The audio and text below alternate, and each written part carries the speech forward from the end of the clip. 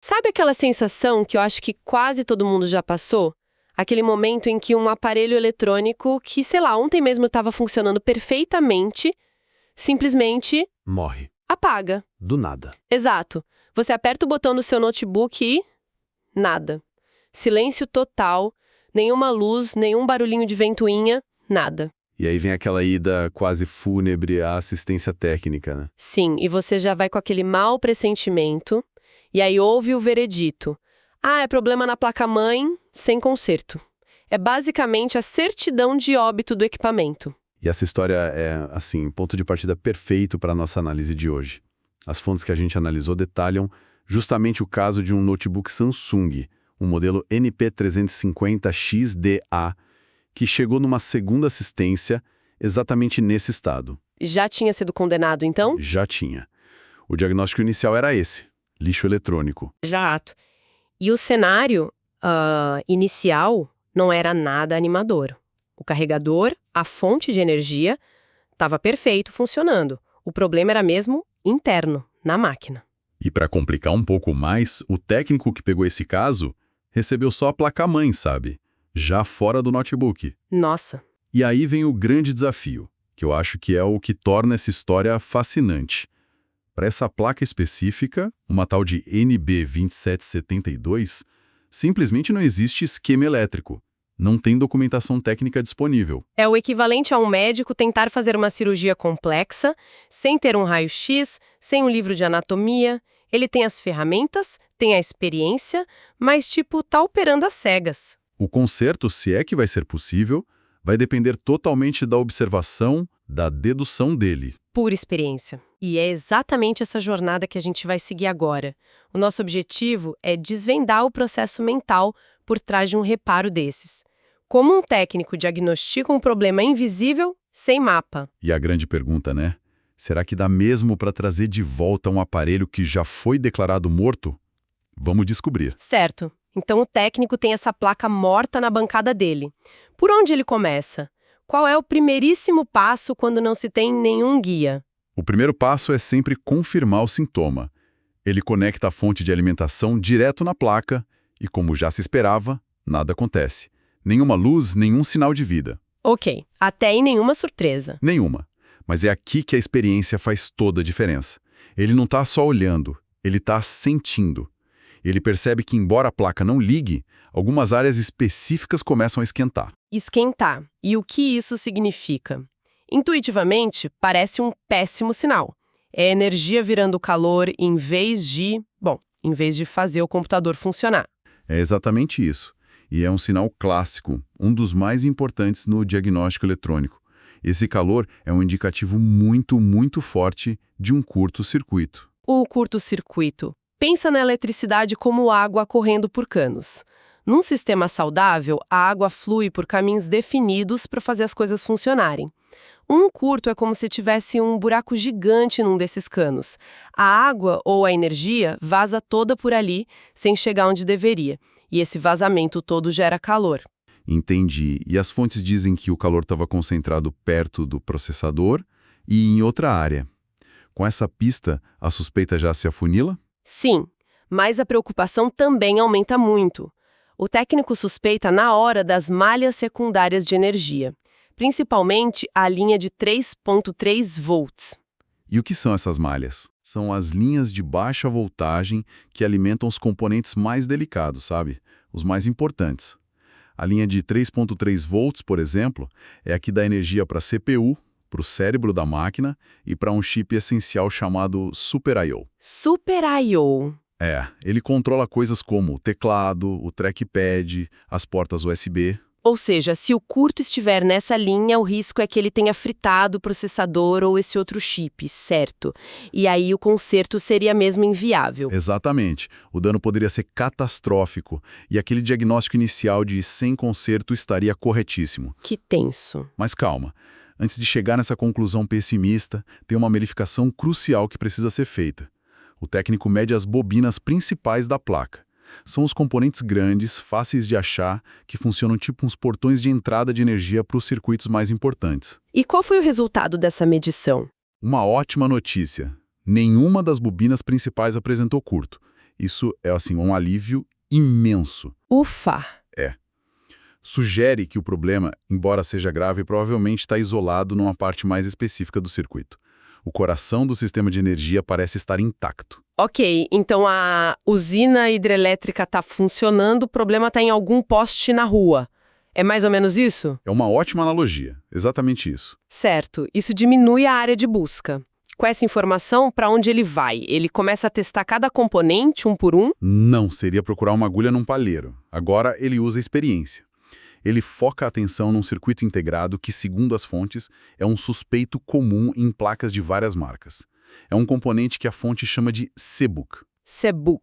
Provavelmente é um conversor DC-DC, que é responsável por pegar a voltagem principal da fonte e converter para essas voltagens menores que a gente estava falando, como os 3.3 volts. Então, por experiência, ele já tem um suspeito principal. E como ele confirma se esse chip é mesmo o vilão da história? Aí entra o trabalho de precisão. Ele não precisa testar o chip inteiro. Ele vai direto nas saídas de energia, nos pontos onde essa voltagem é distribuída para o resto da placa. Certo. Usando um multímetro, ele mede a saída que deveria fornecer os 3.3 volts. E bingo! A suspeita se confirma. A saída está em curto-circuito total. O multímetro apita sem parar, indicando que a energia está indo direto para o terra, sem alimentar nada. Ok, então o diagnóstico ficou bem mais preciso. O problema está na linha de 3.3 volts. Mas isso nos leva de volta àquela preocupação inicial, né? A linha que alimenta o processador e o Super I/O está comprometida. Perfeito. O diagnóstico avançou, mas a questão central continua. A gente ainda não sabe qual componente nessa linha está causando o problema. Exato. O chip CBUC está gerando energia, mas algo depois dele está causando o curto. E como a gente sabe que o processador e o Super I/O são alimentados por essa linha e que a placa esquentava justamente naquela região, as suspeitas sobre eles voltam com tudo. É aqui que a coisa fica realmente complicada sem o tal do esquema elétrico. Como encontrar o componente exato numa linha que pode ter dezenas de pecinhas minúsculas conectadas a ela? Com uma técnica que é ao mesmo tempo engenhosa e arriscada. Ele usa uma fonte de alimentação de bancada.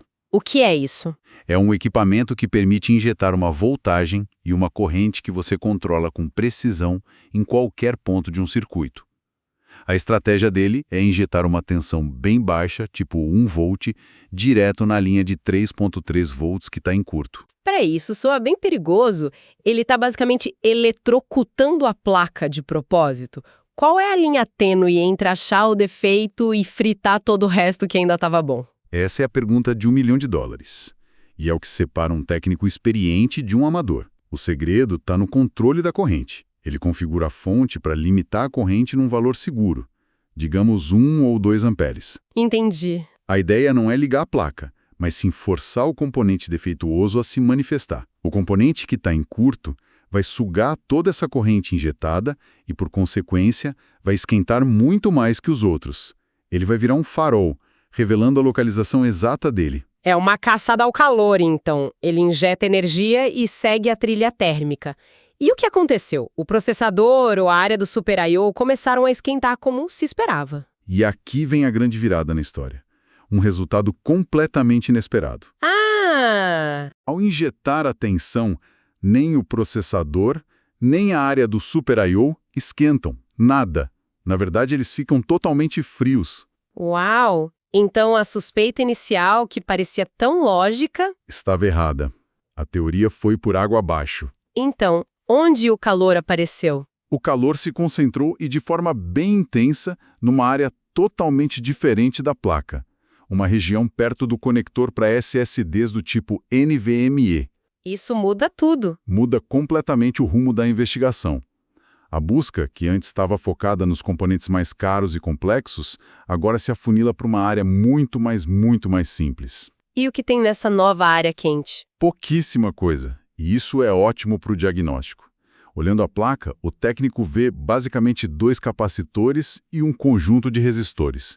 São os únicos componentes ali, naquela linha de 3.3 volts, que poderiam estar causando o problema. A lista de suspeitos foi de dezenas para só 2. Exato. Agora sim parece que estamos chegando perto. Como ele descobre qual dos dois é o culpado? Ele refina a técnica. Com a ajuda de um microscópio, para poder ver tudo em detalhes, ele usa a ponta de prova da fonte de bancada para injetar a tensão de novo, só que dessa vez bem pertinho dos dois capacitores suspeitos. E O resultado é instantâneo e inequívoco. Um dos dois capacitores começa a esquentar na hora. Encontramos o culpado. incrível! A solução é simplesmente remover essa peça? Exatamente.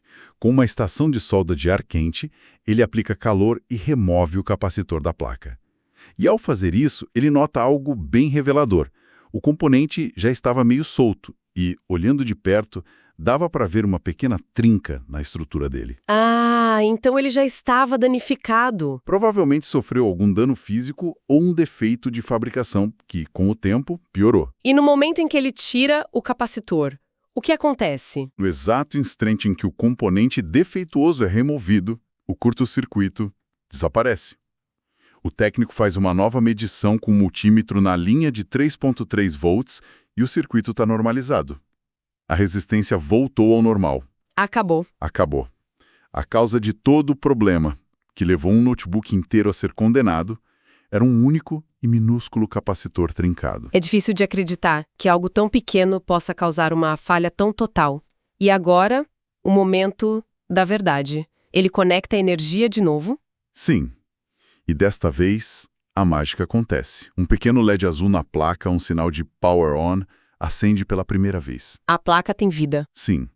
Ele percebe que o processador começa a esquentar, mas dessa vez é um bom sinal. Significa que ele está processando informações. Ele corre para montar o dissipador de calor e o passo final, conectar o monitor externo. E na tela, a imagem surge, o logotipo da Samsung. O notebook condenado voltou à vida. É uma história e tanto. É a essência do reparo eletrônico. Uma jornada de lógica, dedução e técnica. Então, vamos analisar um pouco o que a gente acabou de ver. Acompanhamos um processo que transformou o que era considerado lixo eletrônico num aparelho funcional. E o mais impressionante, sem diagramas, sem manuais, só com base na interpretação de sinais como calor e um método de eliminação. E o ponto central aqui, para mim, é a diferença crucial entre trocar a peça e consertar a peça. O diagnóstico inicial de problema na placa-mãe não estava tecnicamente errado. Havia, de fato, um problema na placa-mãe. Certo. Mas era um diagnóstico, digamos, preguiçoso, incompleto, que leva à conclusão errada, a de que a placa inteira é inútil. É uma ótima distinção. É como dizer que um carro com um pneu furado tem um problema no carro e que precisa ser jogado fora. Exatamente. A verdade era que o problema era um único componente na placa. Um componente que custa centavos. E essa história toda demonstra o imenso valor do que a gente chama de reparo em nível de componente.